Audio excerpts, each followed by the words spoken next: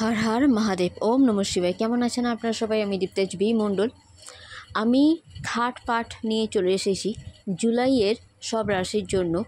এক নজরে আপনারা দেখে নিন এক ঝলকে যে এই যে ভয়াবহ যে সময়ক্ষণ সেখান থেকে বেরোনোর পথ, আর সবচেয়ে বড় কথা কিছু কিছু ফ্যাক্ট এখানে উল্লেখ করছি যেটা আপনাদের জানা খুব দরকার। তাহলে আসুন কথা না বাড়িয়ে বলে থাকি। যদি ভালো লেগে থাকে তাহলে ভিডিওটা লাইক, কমেন্ট, শেয়ার, সাবস্ক্রাইব করতে ভুলবেন না চ্যানেলকে।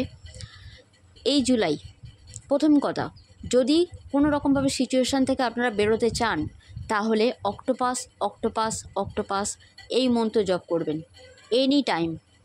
এই মন্ত্র আপনারা 11 বার, 21 বার, 51 বার, 108 বার জপ করতে পারেন। তার সাথে সাথে এই অক্টোপাস মন্ত্র জপ করলে যে কোনো ধরনের নেগেটিভ কোনো সিচুয়েশান, নেগেটিভ কোনো পার্সন, টক্সিক কোনো রিলেশনশিপ, সেখান থেকে বেরিয়ে আসতে আপনাদের সুবিধা হবে। বা যারা বুলি করে, যারা লেকপুল করে, বা যারা কাজেতে বাধার আনছে, সব কিছু কাটানোর জন্য অক্টোপাস মন্ত্র জপ করা খুব ভালো হবে আপনাদের জন্য। তার সাথে সাথে প্রত্যহ প্রত্যেক দিন, এই মাসে একদিনও যেন বাদ না যায়, সকালবেলা উঠেই প্রথমে গণেশজির মন্ত্র জপ করতে ভুলবেন না। ওম বিঘ্নেশ্বরায় নমঃ। এই মন্ত্র আপনারা 11 বার, 21 বার জপ করতে পারেন। 4টে দুর্বা লাল জবার সাথে অবশ্যই অর্পণ করবেন স্নান করার পর। ওকে, সূর্যদেবের জল দেবেন। ওম দম দুর্গায় নমঃ এই মন্ত্র জপ করতে পারেন, মাতৃশক্তির আশীর্বাদ পাবেন আপনারা।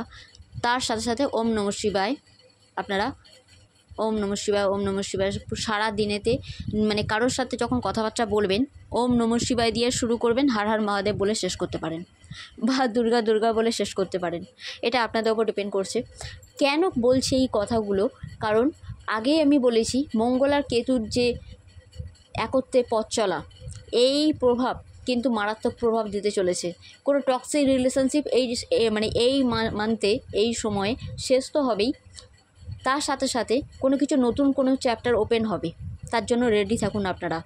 বলা ভালো যে এই টাইমে কোনো ব্যাড নিউজও পেতে পারেন, যে কেউ মারা গেছে, খুব কাছের জনকে হারানোরও একটা চান্স আছে। তাই আমি সবার সুস্থতা কামনা করি, এখানে সবার মঙ্গল কামনা করি, সবার মানসিক দিক দিয়ে সবাই মেন্টাল প্রিপেয়ার থাকুন, কারণ মনোবাঞ্ছা আপনাদের পূর্ণ হবে। তবে এই মান্থ একটু অপেক্ষা করুন।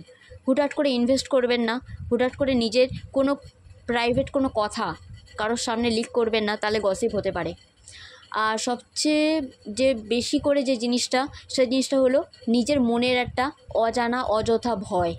এই না এটা হয়ে যায়, ওই না ওটা হয়ে যায়, সেই না সেটা হয়ে যায়, হলো কি হলো না সেটা দূরস্থ কথা, কিন্তু ভয় পেয়ে পেয়ে পেয়ে পেয়ে সেটাকে ম্যানিফেস্ট করে ফেলা, সেটাকে সত্যি সত্যি ঘটিয়ে ফেলা। যেহেতু আমরা ওটা 24 ঘন্টা মাথায় ঘুরছে, ভাবছি সেই নিয়ে। ওই জন্যই বলে গীতাতে, যেমন দৃষ্টি তেমন সৃষ্টি। আপনারা এটা বুঝুন যে ঈশ্বর আমাদেরকে এই পৃথিবীতে পাঠিয়েছে, তাই তার কাছে নিয়ে আমরা এসেছি। এমন কোনো কিছু ঈশ্বর আমাদের সাথে ঘটাবেন না যেটা আমাদের জন্য অমঙ্গল হবে বা খারাপ হবে। তাই যা কিছু হয় ভালোর জন্যই হয়, রাইট?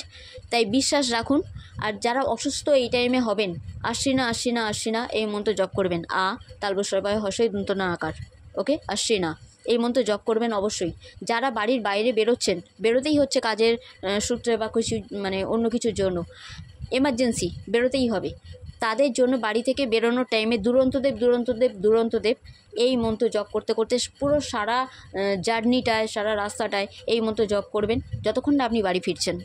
তাতে আপনাদের যাতায়াতের বিপদ, যদি দুর্ঘটনা কিছু থেকে থাকে, সেই যোগ যদি প্রবল হয় তাহলে কিছু বলার নেই, ঈশ্বরই আপনাদের রক্ষা করুক। কিন্তু সেই যোগ যদি প্রবল না হয়ে থাকে তাহলে এই দুরন্তদেব মন্ত্র জপেতে আপনারা দেখতে পাবেন, অনেক বেনিফিট পাবেন। তবে এই মন্ত্র আপনারা এমনি টাইমেও জপ করতে পারেন, যে কোনো পরিস্থিতি থেকে বেরিয়ে আসার জন্য। এইগুলো বললাম একটা মহা উপায়, যে উপায়গুলো বিনা টাকা খরচাতে আপনারা করতে পারেন। মেডিটেশন করুন, ধ্যানে বসুন, নিঃশ্বাসের খেলা নিজের মধ্যে খেলতে শুরু করুন, within and without. Okay, আপনারা যে ভাষায় বোঝেন আমি সে ভাষাতে আপনারা বোঝালাম। প্রাণায়াম যাকে বলা হয় সেটা করতে থাকুন। আপনারা দেখবেন একটা টাইমের পর আপনাদের খেতে যেটা খাচ্ছেন সেটা খুব পুষ্টিকর খাদ্য গ্রহণ করুন।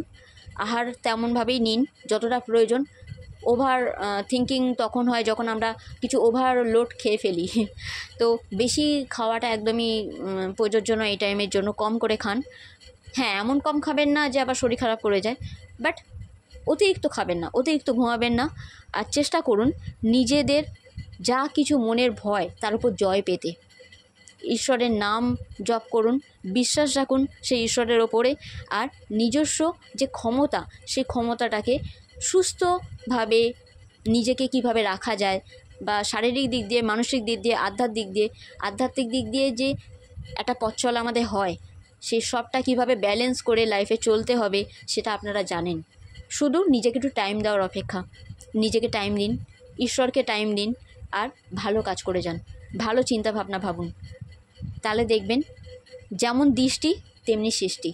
আপনারা চিন্তা যেভাবে করবেন সেটাই চিন্তনের হেল্প করবে আপনাদের। তাই প্রাণায়াম যদি করতে পারেন খুবই ভালো কথা। তার সাথে সাথে দেশের দশের মঙ্গল কামনা করুন। রাতে ঘুমানোর আগে, অবশ্যই শুতে যাওয়ার আগে মায়ের নাম নিয়ে শোবেন, ঘুমাবেন, যাতে মাতৃশক্তি পুরো সংসারের মঙ্গল করে, তার সাথে সাথে আপনারও মঙ্গল করে। যখন সবার জন্য আমরা চাই তখন আমাদেরও ভালো হয়। তাই দুর্গা দুর্গা দুর্গা।